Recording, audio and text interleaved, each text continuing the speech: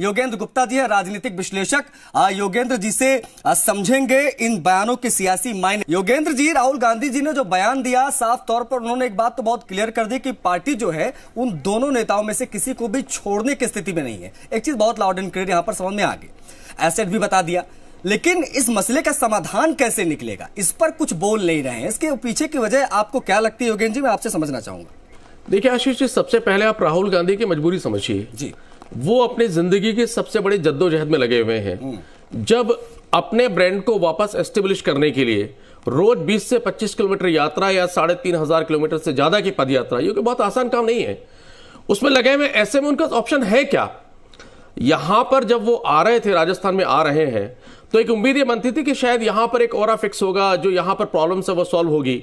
लेकिन राहुल गांधी जिस कंडीशन में है, उस कंडीशन में किसी भी उनका पूरा फोकस अपनी यात्रा पर है, और वो नहीं चाहते कि किसी भी तरह के विवाद में वो पड़े या विवाद को सुलझाने की कोशिश करें।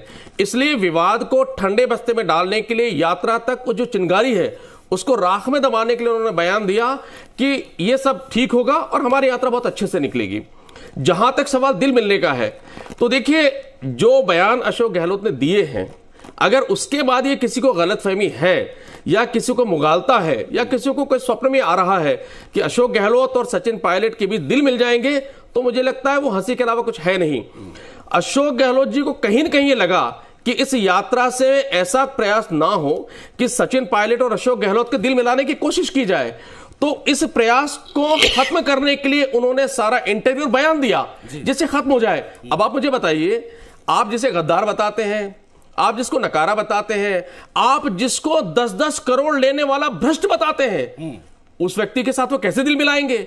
और जब उन्होंने घोषित कर दिया कि किसी भी हालत में राजस्थान के हमारे विधायक इनको स्वीकार नहीं करेंगे, उससे आप कैसे दिल मिलाएंगे? उसके बाद भी अगर आप कहते हैं कि दिल मिलेंगे, तो मेरी हंसी का पात्र है।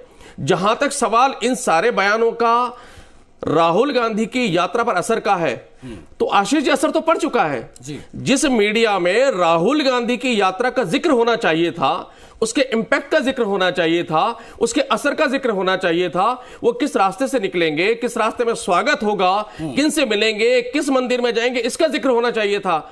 उसकी जगह जिक्र हो रहा है अशोक गहलोत के बयानों का, उसकी जगह जिक्र हो रहा है सचिन पायलट के बयानों का, उसकी जगह जिक्र हो रहा है कि क्या चीजें संभलेंगी। तो आप लगा लीजिए ना कि सारा का सारा असर तो हो चुका है।